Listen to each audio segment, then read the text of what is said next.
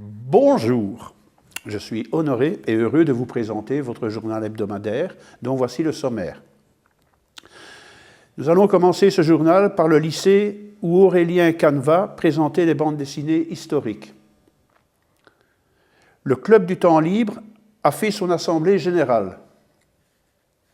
Le prochain sujet concernera Lili Léniel, rescapée des camps de concentration nazis, qui a été reçue par M. le maire. Le sujet suivant, c'est toujours la même personne, Lili Léniel, qui sera au théâtre municipal où elle a témoigné de ce qu'elle a vécu, plus exactement de ce qu'elle a subi. Alors, les archives de Beffroy-Vision vont nous ramener à la Saint-Valentin de 2005. Commençons ce journal par le lycée où Aurélien Canva présentait des bandes dessinées historiques qui traitent de l'histoire de France. Monsieur Descamps, professeur d'histoire-géographie, a répondu à nos questions. Alors bonjour, donc je me prénomme Monsieur Descamps, donc je suis professeur d'histoire-géographie ici au lycée Camille Desmoulins.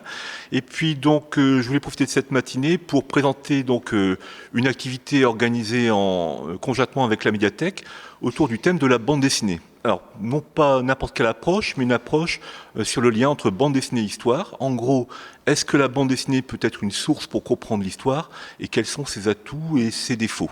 Et donc, Monsieur Canva est donc ici présent, a pu donc faire une intervention présentant l'historique de la BD et puis un thème particulier, la BD historique. Et donc, pour les élèves, tout l'intérêt était de comprendre un petit peu quelles étaient les approches possibles à partir de la bande dessinée. Mais Monsieur Canva peut-être va nous en dire un peu plus. Merci, M. Descamps. Oui, bonjour. Donc, en fait, cette conférence-là, c'était une conférence que j'avais fait à la médiathèque sur l'histoire de la BD, donc il y a 2-3 ans pour l'année de la BD. Et j'expliquais dans cette conférence l'évolution de la BD moderne par rapport à la BD classique qu'on connaît, Astérix, Obélix. À savoir que les champs, les sujets sont diversifiés. Et les publics cibles aussi. Si avant la BD se ciblait surtout les jeunes hommes, aujourd'hui vous avez à la médiathèque des BD, quel que soit votre âge, votre sexe, vos centres d'intérêt. En fait, il y en a pour tous les goûts. Et du coup, donc c'est un peu ce que j'expliquais aux lycéens, en faisant un focus évidemment sur la BD historique, à travers donc l'histoire de la BD et quelques exemples de BD particulièrement intéressantes que je tenais à leur présenter. Ici, effectivement, donc cette intervention a été mise en lien avec un projet transversal comme chaque année. Cette année, le thème, c'est Versailles. Et puis, donc, Versailles est parfois aussi évoqué à travers la bande dessinée, pas seulement à travers le cinéma. Et donc, dans le prolongement de l'intervention de M. Canva, donc, un atelier va être organisé avec une vingtaine d'élèves autour de Versailles dans la bande dessinée. Quelles sont les approches autour du château, le lieu de vie, les pouvoirs du roi. Et donc, ça donnera un côté immersif pour les élèves. Chaque année, donc, ce projet a plusieurs volets. Donc, une exposition faite par les élèves, très riche cette année, 30 panneaux, du 4 au 29 mars, donc à la médiathèque, autour de l'histoire de Versailles, le château, le pouvoir absolu du roi, mais également la Versailles républicaine, puisqu'aujourd'hui c'est un lieu républicain majeur. Et donc, on voulait présenter aux Cathésiens un petit peu tous ces enjeux. Exposition qui se prolonge le 21 mars par un ciné-lycée comme chaque année autour de 2 films, Le Roi Danse et Les Jardins du Roi, films sélectionnés par les élèves, donc qui donneront un côté encore plus immersif pour les spectateurs, d'autant que cette soirée a un but caritatif puisque l'argent récolté servira pour faire des dons de jeux de société et de livres éducatifs à l'IME. Et enfin, dernière étape, ce sera le 6 mai, une conférence faite par les élèves autour de la cour de Versailles. Voilà. Par exemple, si je prends les mangas par rapport aux BD belges, les BD belges, on voit qu'on a une homogénéité au niveau des cases. Bah là, si on prend Tintin. Là c'est une BD belge, mais c'est pas homogène. Là, c'est pas encore si net que ça. On voit que les cases ont tous des tas différents. Si on prend les mangas, on voit que la forme des cases déborde les unes sur les autres. Pourtant, c'est une BD franco-belge, je sens. Et si je prends Tintin, Gaston Lagaffe, les Schtroumpfs, on voit qu'il y a un nombre assez homogène de cases. Je dis quoi? Quinconce, je mets en quinconce, non, c'est autre chose. C'est une organisation un peu baroque, c'est-à-dire un peu désordonnée. Ok, désordonnée. Si on prend par exemple les mangas, c'est ce qu'on voit par exemple. Les mangas, on voit que les images débordent par le cadre. Il y a un côté un petit peu agressif. Voilà. Donc parfois, tu vois, les images débordent un petit peu. Alors que si tu prends une BD comme les Schtroumpfs, Gaston Lagaffe, bon bah là, on voit un style qui est tout à fait différent. Le Club du temps libre a fait son assemblée générale. Madame la Présidente, Françoise Campin, a répondu à nos questions. Alors bonjour Claude, bonjour Beffroi Vision. Alors aujourd'hui, voilà, nous sommes à notre 10e Assemblée Générale pour le Club du Temps Libre.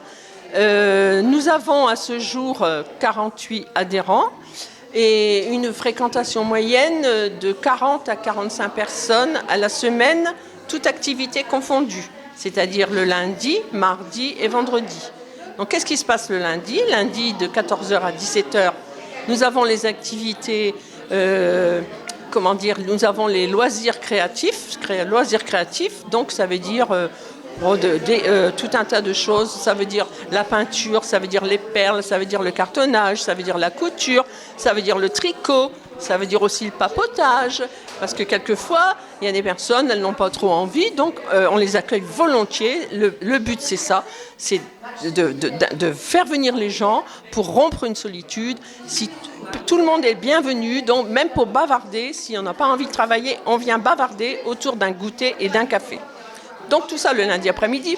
Par contre, le mardi après-midi, vendredi après-midi, nous avons une section de loisirs ludiques. Donc c'est la belote, c'est tous les jeux de société. Et c'est également de 14h à 17h, donc pour les 2 jours, mardi et vendredi. Voilà. Alors, qu'est-ce que je vais vous dire? Le club du temps libre se porte très bien. Nous avons énormément d'activités.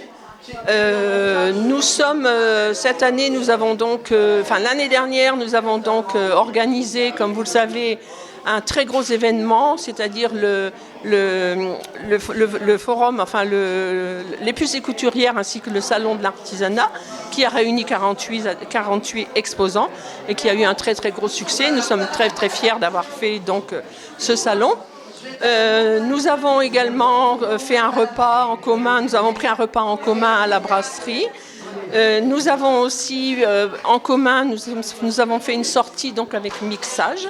Nous sommes allés à Lille, au Théâtre de la Comédie. Alors c'était une soirée extraordinaire. Nous sommes allés d'abord dîner à Lille aux Trois Brasseurs et puis suivi d'une pièce de théâtre on a ri du début à la fin, c'est le cas de le dire. C'était une soirée extra, franchement. Ensuite, qu'est-ce que je vais vous dire?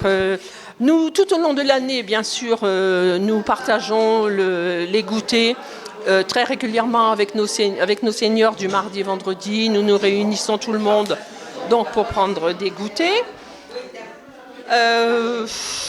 Les actions pour 2025 connues à ce jour. Alors, le repas en commun. Le 22 février, nous allons prendre un repas en commun à la brasserie. Ensuite, probablement au printemps, on va organiser une petite sortie avec mixage, voilà.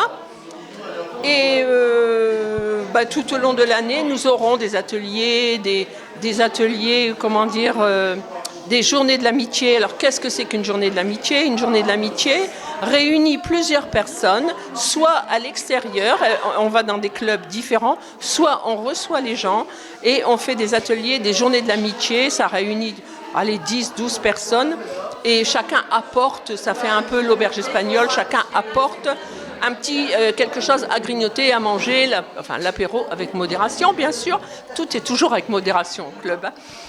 Et voilà, et puis après, les idées des unes et des autres, aujourd'hui comme c'est l'Assemblée Générale, peut-être certaines personnes apporteront d'autres idées, on est à l'écoute de tout le monde. Voilà.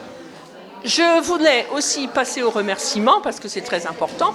Je voulais remercier la municipalité qui nous met vraiment à notre disposition un local extraordinaire. On a beaucoup de chance, beaucoup d'associations aimeraient avoir notre local. Donc merci à la municipalité pour le local. Merci aussi aux services techniques. Les services techniques qui sont toujours à notre écoute. Quand il y a un petit souci et tout ça, il suffit d'appeler, c'est tout de suite réglé. Et merci surtout, un grand merci au CCAS, à Madame Thébert, qui nous accorde notre subvention annuelle. Voilà. Donc on rappelle, donc c'est au centre administratif. Hein. Alors voilà, oui, ça se trouve au-dessus de la médiathèque. Le local est au-dessus de la médiathèque, au 2e étage. Donc ouvert le lundi, mardi, vendredi, 14h, 17h. Alors n'hésitez pas à nous rejoindre. Il y a encore plein de places. surtout le mardi et vendredi pour les jeux de société. Alors là, les adhérents actuellement seraient très très heureux de vous accueillir. N'hésitez surtout pas, venez nous voir, sortez de chez vous, il faut rompre la solitude, il faut créer du lien social. C'est vraiment le but du club avant tout, c'est ça, créer du lien social. Même, comme je vous disais, si vous n'êtes pas très habile de vos doigts ou autre, on peut toujours venir passer un petit moment, bavarder autour d'un café. Voilà. Merci Madame la Présidente. Avec grand plaisir. Lili Léniel, rescapée des camps de concentration nazis, âgée maintenant de 92 ans, a choisi de témoigner de ce qu'elle a vécu aux jeunes gens. Lors de son passage au Cateau, elle a été reçue par Monsieur le maire. Eh bien, je m'appelle Lili Léniel, de mon nom d'épouse, sinon Keller Rosenberg, mon nom de jeune fille. Et je suis très heureuse d'être parmi vous aujourd'hui. Je viens témoigner devant les lycéens et collégiens de votre ville parce que je suis une déportée. J'ai été déportée avec toute la famille, mes parents et 2 frères plus jeunes que moi encore. J'avais 11 ans à l'époque et c'est important le témoignage. C'est demandé partout et c'est avec beaucoup de conviction que je fais ce travail. Et je suis heureuse, je le répète, d'être parmi vous et être si gentiment reçue par Monsieur le maire. Bon, je pense que les plus heureux, c'est nous. C'est nous qui vous recevons. Non, c'est nous qui vous recevons parce que nous n'avons pas toute l'histoire dans la tête. C'est pour ça que vous allez nous raconter quelques anecdotes que vous avez vécues là où vous étiez. Eh bien, vous savez, ce sont des histoires plutôt tristes, n'est-ce pas? Nous avons été arrêtés en octobre 1943 déjà. Et bien entendu, nous sommes passés par les prisons de Los, près de Lille à l'époque, et également une prison en Belgique, la prison Saint-Gilles, parce que le commandement militaire allemand était basé à Bruxelles. Donc, de là, nous avons été conduits dans un grand camp de rassemblement, toujours en Belgique. Ce camp s'appelle Malines. Malines, au fond, le Malines belge est l'équivalent de Drancy en France. Et de là, nous avons été menés à maman et les 3 petits-enfants. Mes frères avaient 9 ans et demi et 3 ans et demi le petit. Nous avons été à Ravensbrück, au nord de l'Allemagne, où il y avait beaucoup de résistantes. Et puis de là à Bergen-Belsen, terrible camp Bergen-Belsen, où je suis restée moins longtemps qu'à Ravensbrück, mais c'était beaucoup plus difficile à vivre. Et à Bergen-Belsen, il y avait Madame Simone Veil. Est-ce que là-bas, les enfants et les adultes, ils avaient le même traitement? Non. Oui, bien sûr que si. Nous subissions le sort de tous les adultes, c'est-à-dire nous crevions de faim, nous avions très froid, très peur, et bien entendu, nous ne pouvions, la seule exception, c'est que nous ne pouvions pas travailler. Vous savez, ces déportées femmes faisaient des besognes très difficiles, des travaux d'hommes. Maman, qui était une petite femme menue, a beaucoup souffert physiquement. Mais surtout, elle a souffert moralement, parce que vous savez que les nazis, au gré de leur fantaisie, retiraient parfois un enfant dans un bloc, et cet enfant disparaissait à tout jamais. On ne le revoyait plus, il partait à la mort. Donc chaque soir, en rentrant de l'Arbeit, maman se demandait avec angoisse, est-ce que je vais retrouver mes 3 petits-enfants ? Vous savez, ce n'est que plus tard, en grandissant, que j'ai compris ce tourment qui l'obsédait chaque jour. Et ensuite, nous avons été menés à Bergen-Belsen, un terrible camp où il y avait une épidémie de typhus. Vous savez, je dis brièvement cet après-midi, je raconterai en détail aux élèves, mais à Bergen-Belsen, maman a contracté le typhus et donc est partie au Révire, c'est-à-dire l'hôpital du camp. Et vous voyez, je garde un souvenir un peu mitigé, un peu triste de la libération de Bergen-Belsen, libérée le 15 avril 1945 par les Anglais, les troupes anglaises.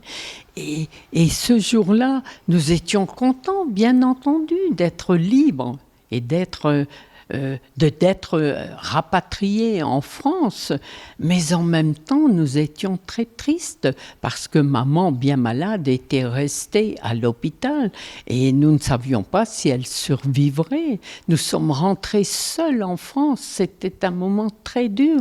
Je voyais le bonheur qu'il y avait parmi ces déportés qui retrouvaient leur famille à l'hôtel Lutetia, comme la plupart des déportés, n'est-ce pas? Nous sommes passés par l'hôtel Lutetia. Tous étaient heureux de retrouver leur famille et nous étions seuls, nous ne savions où aller. Et c'est la Croix-Rouge française qui s'est occupée de nous et nous a menés dans un préventorium à Hendaye. Et puis après, petit à petit, on a mis quand même des années pour refaire surface. C'était douloureux. Hein? C'était très douloureux. À présent, rien ne s'oublie, mais il faut passer le flambeau aux jeunes qui transmettront. J'ai confiance en eux, ils sont formidables les jeunes. Vous savez, c'est beau, c'est la France de demain. Je sais qu'ils feront du beau travail, ils me le promettent. Je reçois un courrier exceptionnel. Vous savez, je témoigne depuis tant d'années, depuis 45 ans, l'apparition des négationnistes. Et donc, j'ai un courrier monstre. Et les élèves me promettent d'être vigilants. Je leur dis, soyez vigilants, les jeunes. Ne laissez pas passer ces mensonges. Vous savez à présent la vérité. Ayez le courage de la répondre. Et je leur dis également, les enfants, il faut être tolérants. Vous acceptez les uns les autres avec vos différences. Ces différences les enrichissent. Et comme je vais souvent dans des établissements très mélangés, je dis toujours aux élèves, les enfants, que l'on soit noir ou blanc, que l'on soit juif, catholique ou musulman, nous sommes tous faits de la même façon. Nous devons nous supporter avec nos différences. Et les élèves le comprennent bien, je vous assure. C'est pour ça que j'ai toute confiance en eux. Je sais qu'ils feront du beau travail après mon départ. Je ne suis pas pressée de partir. Je ne suis pas pressée, mais je sais que la relève est assurée. C'est pour ça que je rebondis un tout petit peu quand vous dites vous avez confiance en jeunes. Quel regard vous portez sur les enfants d'aujourd'hui qui, à 14 ans, ils deviennent presque criminels ? Ça, c'est terrible. Oui, il y a toujours des exceptions terribles. Et puis, le monde a changé. Vous voyez, en sortant des camps, les déportés, nous disions plus jamais cela. Et le mal est partout, dans le monde entier. Je disais tout à l'heure à monsieur le maire, moi, je suis une optimiste et je veux croire qu'il y aura la paix un jour dans le monde. Il est certain qu'à présent, ça n'en prend pas encore le chemin. Il y a la guerre partout dans le monde. Ça m'afflige beaucoup. Et de savoir que même les jeunes, maintenant, font des actes ignobles. Mais comment peut-on en arriver là? J'ai du mal à l'admettre. Et en même temps, je veux dire, je veux croire, parce que l'être humain est bon quand même. Moi, je crois dans ces jeunes. Ils me le promettent. Ils sont là mignons. Ils changent après.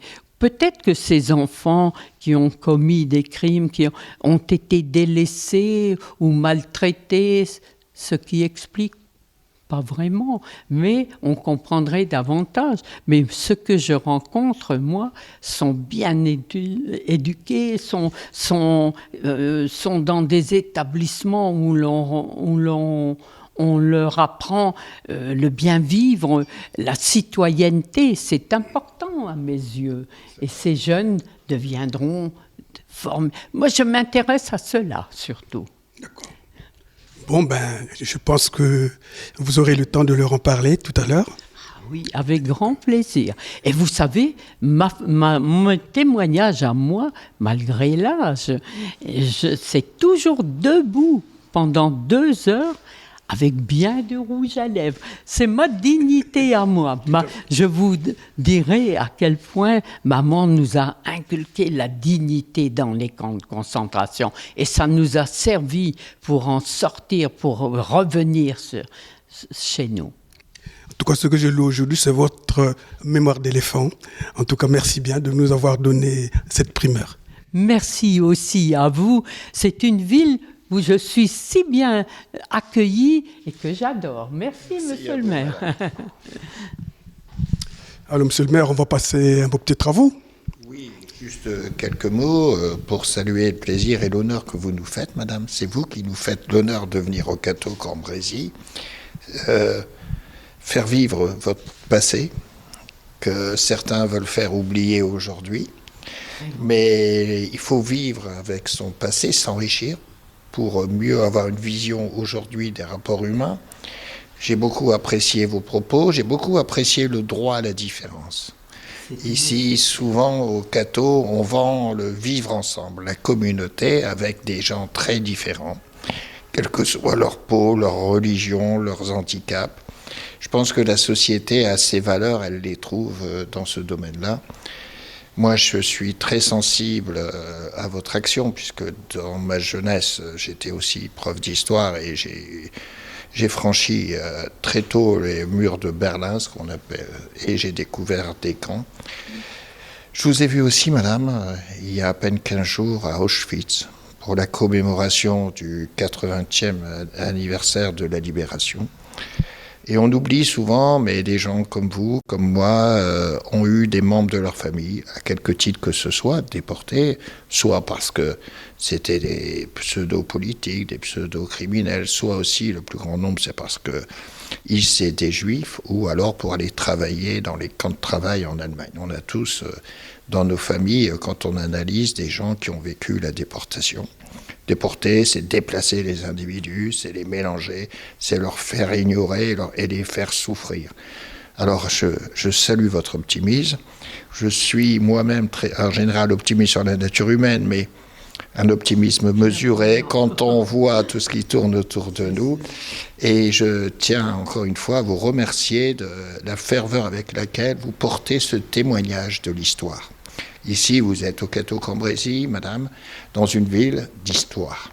Et je pense que l'histoire, elle doit rester toujours au cœur de nos mémoires.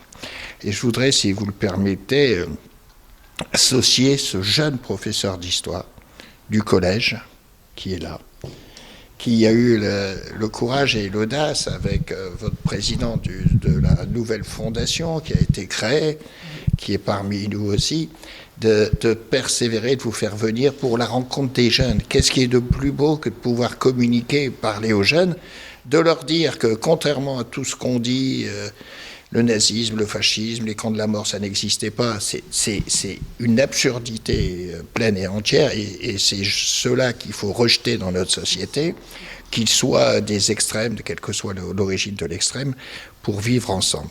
Alors je vais vous remercier au nom, monsieur le professeur, de la ville du Cateau, puis surtout des jeunes, mais vous allez dire quelques mots pour conclure cette journée que madame Lili Lénienne nous fait le plaisir d'être au Cateau. Bon, je ne vais pas faire de l'antinomie en disant que vous aimez l'histoire. Non, effectivement. En étant prof d'histoire du coup au Cateau, on tenait effectivement avec l'ensemble des collègues. Voilà, on est 5 au collège du Cateau. Et avec notre collègue du lycée, madame Lalu des Termes, à faire venir une nouvelle fois madame Léniel. Voilà, pour qu'elle puisse rencontrer nos jeunes et que nos jeunes puissent également la rencontrer, parce que c'est très important au regard des problématiques qu'on a actuellement dans la société, au retour de l'antisémitisme, au racisme qui est de plus en plus fréquent. C'est très important justement que nos jeunes puissent écouter un message de résilience, un message un message aussi qui va prôner l'égalité, qui va prôner justement le respect d'autrui, pour qu'on puisse construire nos jeunes de demain, qui puissent avoir les armes et tous les arguments nécessaires pour combattre justement ces fléaux de la société. Pour qu'on puisse, à l'avenir, comme aussi disait Monsieur le maire, qu'on puisse avoir foi en l'espèce humaine, à l'humain, pour qu'on puisse un jour vivre, on va dire, dans un cadre de paix et d'harmonie totale. Ça, c'est l'idéal à atteindre. Mais malheureusement, il y a des combats à mener, certains ne sont pas encore terminés. Et c'est important pour nous de pouvoir à nouveau écouter Lily aujourd'hui et que nos jeunes du Cateau puissent l'entendre. Collégiens comme lycéens. Ça fait plusieurs mois qu'ils sont au courant au collège, au lycée que Madame Léniel venait. Plusieurs fois, c'est ce que je lui disais dans la voiture, plusieurs fois, ils nous redemandaient justement à quel moment ça allait se passer, si elle venait bien. Donc on rassurait toujours en disant oui, pas de souci, Lily viendra bien au Cateau et vous pourrez la rencontrer à ce moment-là. Merci, monsieur. Merci à vous. Lily Léniel a adressé son témoignage à 200 élèves très attentifs, réunis au théâtre municipal. Alors ça nous tenait à cœur avec l'équipe d'histoire du collège et avec notre collègue du lycée de faire venir Lily une nouvelle fois, justement pour qu'elle puisse témoigner auprès de nos jeunes son histoire. Et aussi leur apporter un message d'espoir, un message de force et de résilience dans une société qui rencontre quand même pas mal de problématiques à peu près similaires, on va dire, aujourd'hui. Donc c'est un message fort qui nous tenait à cœur. Et on apprécie énormément de travailler ensemble avec Valérie là-dessus pour la venue de Lily. Et on voulait absolument qu'elle puisse rencontrer à nouveau nos jeunes du Cateau. Et vous, donc, en tant qu'enseignant, qu'est-ce que vous allez retenir de très fort dans son histoire, dans les camps ? Déjà, c'est sa résilience là, qui fait qu'à son âge, à son grand âge aujourd'hui, elle continue encore et encore de témoigner partout.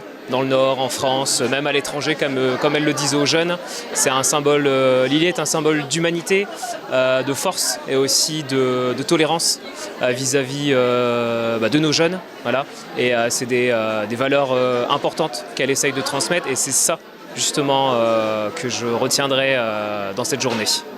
Voilà. La venue de Madame Léniel s'inscrit aussi dans un projet pédagogique avec l'ensemble de l'équipe d'Histoire Géo du collège qui fait qu'au mois de mai et au mois de juin prochain, nous emmènerons nos classes de 3e au mémorial de la Shoah et au Mont Valérien afin de pouvoir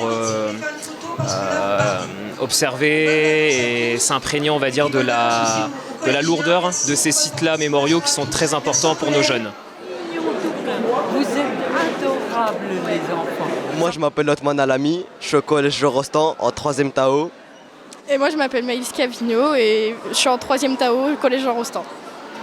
J'ai trouvé que c'était un très beau discours. C'est beau que cette dame qui est quand même âgée arrive encore à se déplacer, venir nous expliquer son parcours qui a été difficile. Que moi je trouve quand même elle fait de beaux efforts à son âge quand même de se déplacer et que j'aimerais aussi énormément rencontrer ses frères.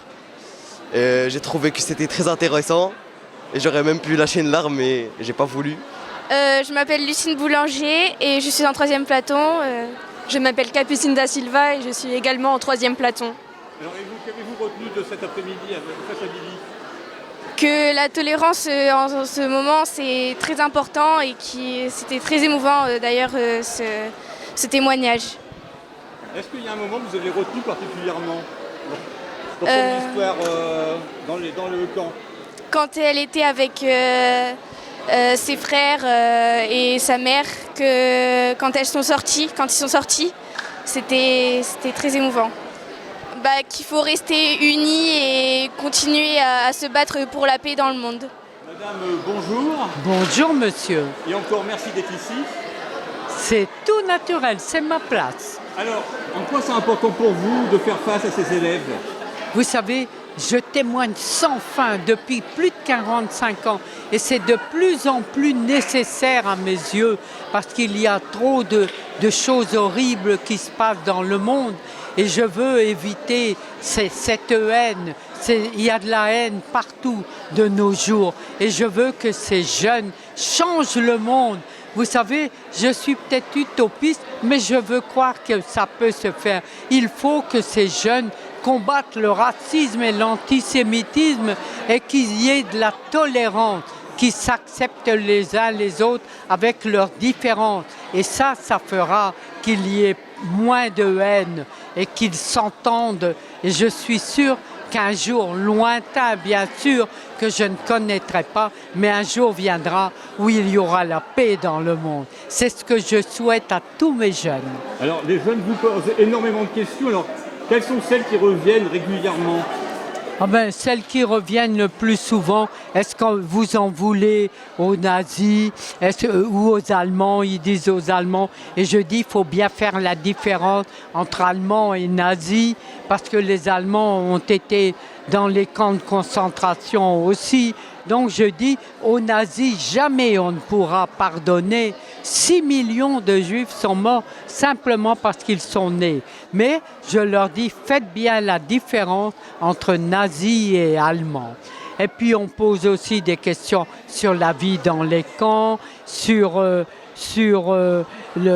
les enfants. Justement, il y a trop peu d'enfants qui soient rentrés des camps de concentration. Je n'arrive pas à comprendre comment se fait-il que nous ayons survécu, mes frères et moi. Mais justement, je me suis dit, si je suis revenu, c'est parce qu'il fallait en parler. Et c'est ainsi que j'ai commencé également à témoigner. Et témoigner aussi avec l'apparition des négationnistes qui ont osé dire que tout cela n'a pas existé. Et donc le témoignage est important. Les jeunes écoutent religieusement. Ça me fait le plus grand plaisir. Mes petits messagers transmettront à leur tour quand il n'y aura plus de déportés. Alors, quand vous rencontrez des rescapés comme vous, de quoi parlez-vous ? Eh bien, quand on rencontre, plus maintenant, plus beaucoup, parce que la plupart, malheureusement, sont déjà décédés. Le peu qui restent sont très âgés, ne se déplacent plus. On se téléphone surtout, mais même lorsqu'on se rencontrait, c'était pas forcément pour parler des camps ou de la déportation, c'était pour le plaisir de se retrouver. Mais vous allez encore à la rencontre des jeunes et vous allez aussi dans les camps encore. Ah oui, c'est nécessaire. Je vais dans les camps avec les jeunes, leurs enseignants, pour expliquer sur place. Et il faut qu'ils comprennent que ça existait malheureusement et que ça ne doit plus jamais se reproduire. Vous ferez tout pour éviter la haine, la guerre. Je compte sur vous pour cela. Ne l'oubliez pas, mes petits messagers.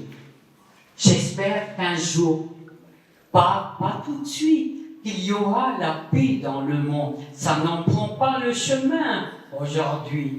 Mais je suis une optimiste. Je me dis que le monde ne peut pas vivre entièrement, constamment dans la guerre. Il arrivera bien un jour où, grâce à la jeunesse, il y aura la paix dans le monde.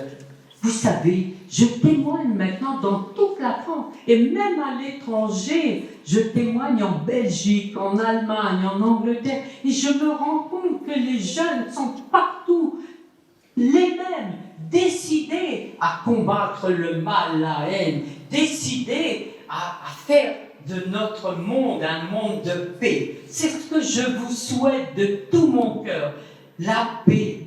Que je ne verrai pas, bien entendu, à mon âge, mais je vous le souhaite ardemment, les enfants. Voilà, j'ai presque terminé mon témoignage, mais vous êtes formidables. Vous êtes nombreux et si sages. On entendrait une mouche voler, ça me fait plaisir. Les archives de Beffroi Vision nous ramènent à la Saint-Valentin de 2005.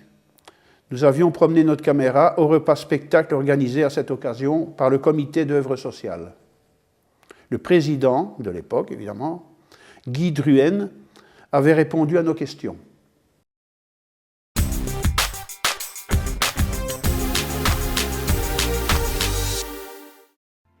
Une centaine de convives pour un repas-spectacle organisé par le comité d'œuvre sociale.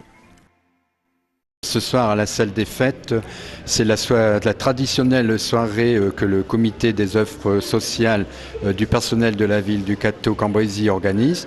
Alors ce soir c'est un repas spectacle dansant qui est donc organisé pour la Saint-Valentin, la fête des amoureux. Nous avons toujours choisi cette date parce que je trouve que c'est une date sympathique.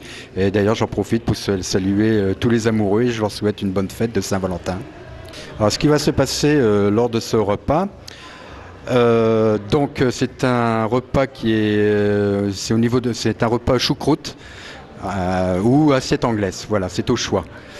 Ensuite, au niveau animation, donc il y aura un show de Paco Paco chante Franck Michael. Ensuite, il y aura ça sera repris par le groupe Tenue de soirée. Alors le comité comporte 12 membres, donc j'en suis le président et j'en suis très, très heureux. Alors nos activités à longueur de l'année, comme vous pouvez voir donc ce soir le repas spectacle. Ensuite au courant du mois de juin, le comité organise un concours de pêche qui bien souvent se produit à l'étang Saint-Crépin à Saint-Benin. Ensuite, au moment de Noël, le comité organise aussi une vente de vin chaud au petit chalet qui est généralement sur la place.